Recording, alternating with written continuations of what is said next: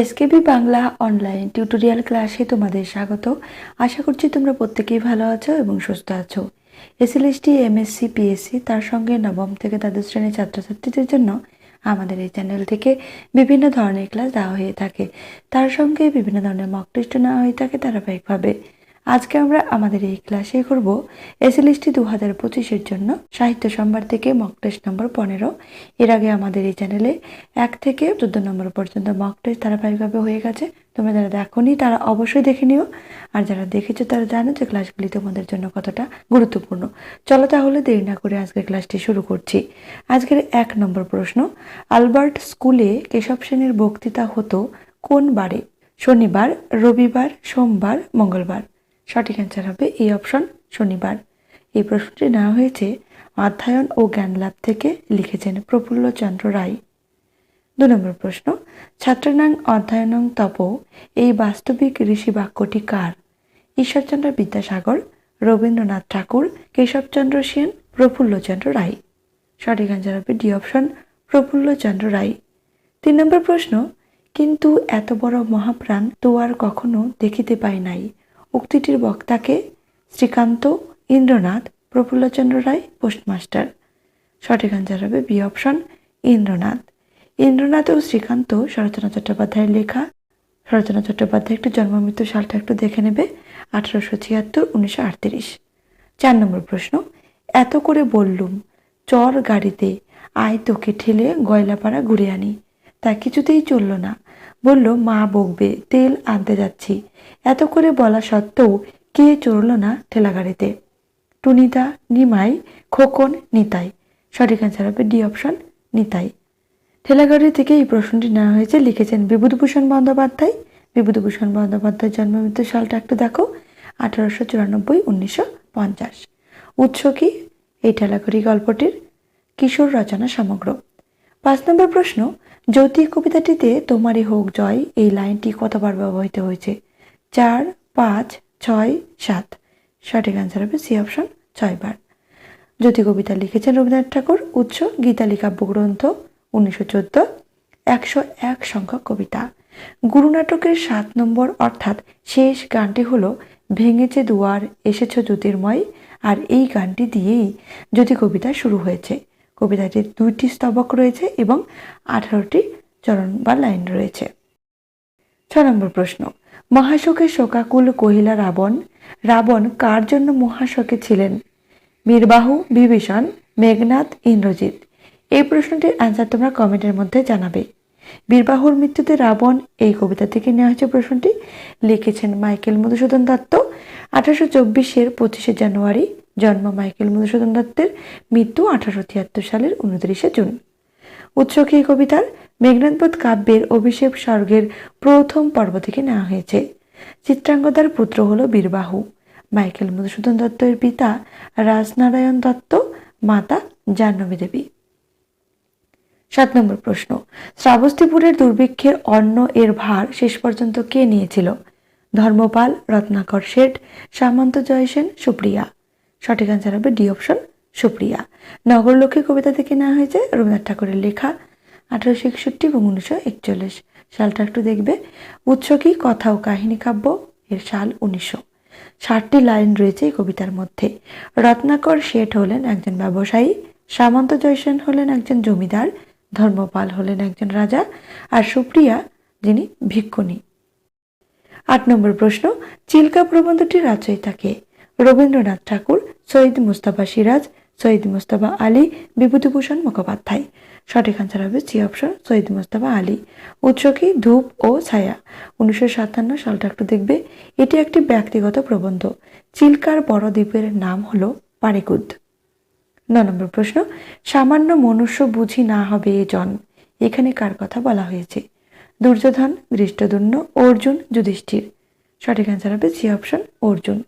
অর্জুনের লক্ষ্যভেদ কবিতা থেকে নেওয়া হয়েছে, লিখেছেন কাশিরাম দাস। উৎস কি? ভারত পাঁচালী গ্রন্থের আদিপর্ব। এই কবিতায় চরণ সংখ্যা রয়েছে 74টি। কবিতায় অর্জুনের নাম 3 বার ব্যবহৃত হয়েছে, ধনঞ্জয় 5 বার ব্যবহৃত হয়েছে, পার্থ 2 বার ব্যবহৃত হয়েছে। 10 নম্বর প্রশ্ন, মানসিংহ ও প্রতাপাদিত্যের যুদ্ধ কবিতাটির কবি কে? কাশিরাম দাস, ভারতচন্দ্র রায়, কমলাকান্ত ভট্টাচার্য, রামপ্রসাদ সেন। এখানে সঠিক আনসার হবে বি অপশন, ভারতচন্দ্র রায়। 1712 খ্রিস্টাব্দে তার জন্ম হয় এবং মৃত্যু 1760।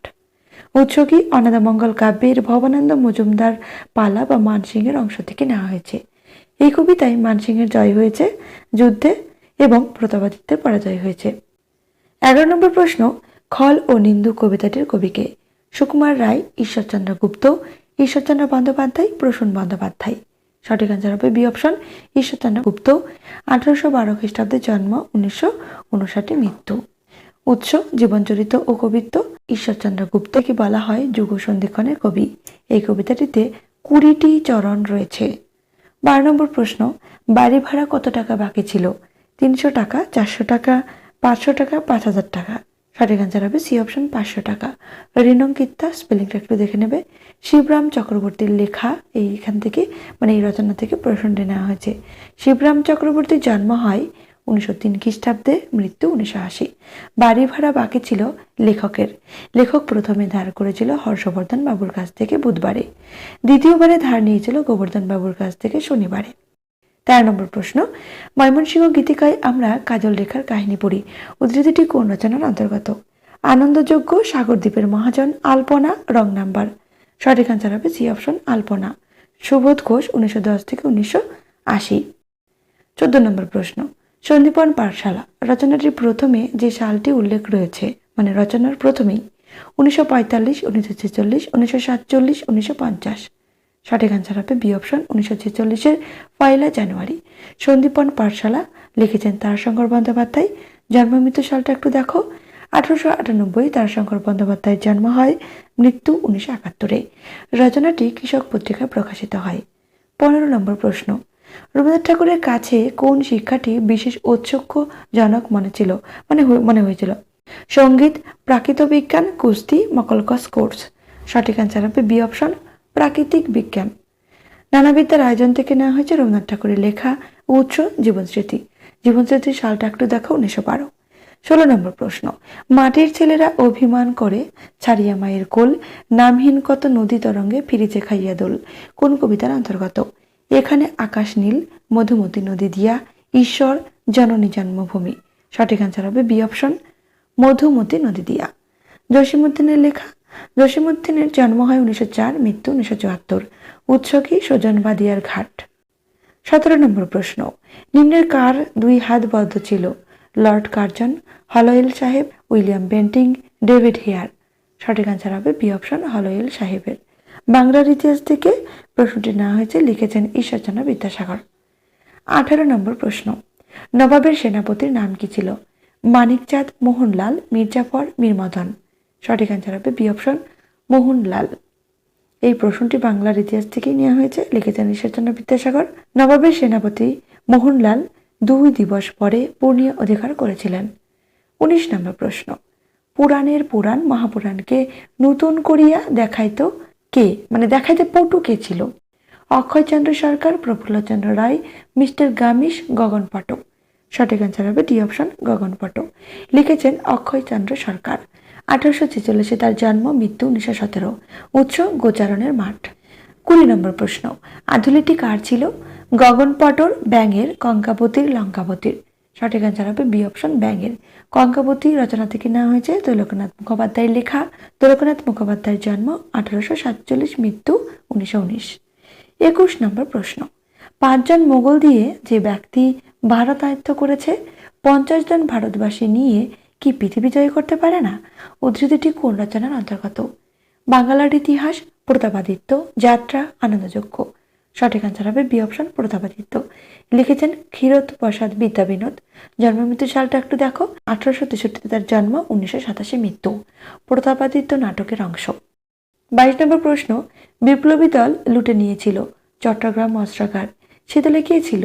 রানী লক্ষ্মীবাই, বীণা দাস, প্রীতিলতা ওয়াদ্দেদার, মাতঙ্গিনী হাজরা। সঠিক আনসার হবে সি অপশন, প্রীতিলতা ওয়াদ্দেদার। বীরাঙ্গনা কবিতা থেকে নেওয়া হয়েছে, লিখেছেন শঙ্খ ঘোষ। 1932-এ তার জন্ম। 23 নম্বর প্রশ্ন, আমার ছেলেকে কবিতাটির কবিকে? অরুণ সরকার, অরুণ কুমার সরকার, ভাস্কর চক্রবর্তী, শঙ্খ ঘোষ। সঠিক আনসার হবে বি অপশন, অরুণ কুমার সরকার। জন্ম 1921, মৃত্যু 1980। উৎস কি এই কবিতার? দূরের আকাশে যাও উত্তরের হাওয়া। 24 নম্বর প্রশ্ন, ভূমিকাহীন কবিতাটিতে কয়টি চরণ রয়েছে? 4টি, 5টি, 6টি, 8টি। সঠিক আনসার হবে সি অপশন, 6টি। ভূমিকাহীন কবিতাটির কবি ভাস্কর চক্রবর্তী, জন্ম 1945, মৃত্যু 2005। আর এই কবিতাটির উৎস হলো আকাশ অংশত মেঘলা। 25 নম্বর প্রশ্ন, মুগ্ধবোধের সূত্র মুখস্থ করাতেন কে? সীতানাথ দত্ত, স্মৃতিকণ্ঠশীল, হিড়ম্ব তর্করত্ন, অঘরবাবু। সঠিক আনসার হবে সি অপশন, হিড়ম্ব তর্করত্ন। নানাবিদ্যার আয়োজন থেকে নেওয়া হয়েছে প্রশ্নটি। রবীন্দ্রনাথ ঠাকুরের লেখা।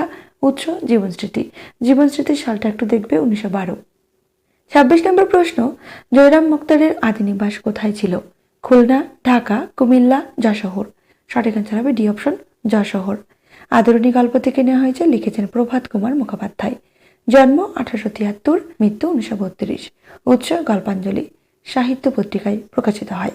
27 নম্বর প্রশ্ন, 5খানা 100 টাকার নোট বার করে দিল কে? হর্ষবর্ধন, গোবর্ধন, লেখক, কথক।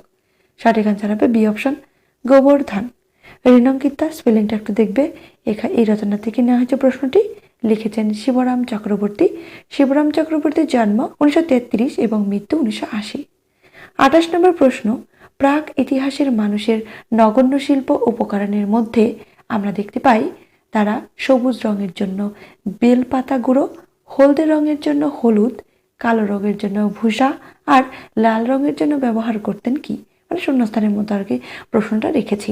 দেখো এই প্রশ্নটি অনেক বড়, তোমরা ভাবতেই পারো, কিন্তু প্রশ্নের মধ্যে কিন্তু অনেকগুলো প্রশ্ন বা উত্তর কিন্তু রয়েছে, সেটা একটু দেখে নেবে। শূন্যস্থান পূরণে কি হবে? ইট, আলতা, করমচার রস কোনোটিই নয়। সঠিক আনসার হবে এ, ইট। আলপনা লিখেছেন সুবোধ ঘোষ। সুবোধ ঘোষের জন্ম 1910, মৃত্যু 1980।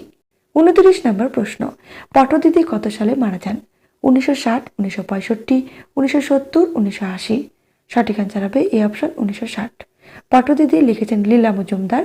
1908 জন্ম, মৃত্যু 2007। উৎস খেরোর খাতা গল্প সংকলনের 10 সংখ্যক গল্প। পটদিদির ছোট বোনের নাম হলো বুড়ু। 30 নম্বর প্রশ্ন, আজকে শেষ প্রশ্ন, রানীর মুখের পানে তাকাতেই দেখে রানী ঘুমিয়ে পড়েছে। রাজা তখন কত নম্বর কবিতা পড়ছিলেন? 2 নম্বর, 3 নম্বর, 4 নম্বর, 5 নম্বর। এই প্রশ্নটির আনসার তোমরা কমেন্টের মাধ্যমে জানাবে। আজকে তোমাদের কিন্তু 2টো হোমওয়ার্ক থাকলো। সভাকবি গল্প থেকে নেওয়া হয়েছে প্রশ্নটি, লিখেছেন শৈলজানন্দ মুখোপাধ্যায়।